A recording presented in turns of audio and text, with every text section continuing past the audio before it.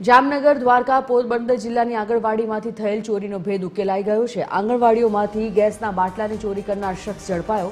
જામનગર તાલુકાની એક શાળાનો સસ્પેન્ડ શિક્ષક જ આપતો હતો ચોરીને અંજામ। કાંતિલાલ નકુમ નામનો સસ્પેન્ડ શિક્ષક ચોરને પોલીસે પકડી પાડ્યો છે। જામનગર એલસીબી પોલીસે 26 ચોરીના ભેદ ઉકેલાયા। आरोपी पासेथी 18 जेटला गैसना बाटला कब्जे करवामां आव्या। आरोपी जुदी जुदी आंगणवाड़ीओने निशान बनावी गैसना बाटलानी चोरी करतो हतो। चोरी करेल गैसना बाटला होटलमां वेचतो होवानी विगत पोलीस तपासमां सामे आवी। हाल पोलीसे समग्र मामले गुनो दाखल करी कार्यवाही हाथ धरी छे।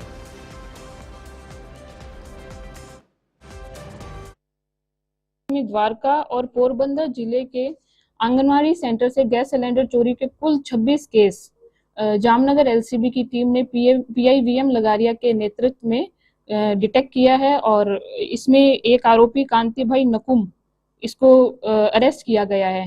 ये जो आरोपी है कांतिलाल नकुम ये जाम खंबालिया के तालुका कोटा गांव की प्राथमिक शाला में एक सस्पेंडेड टीचर है।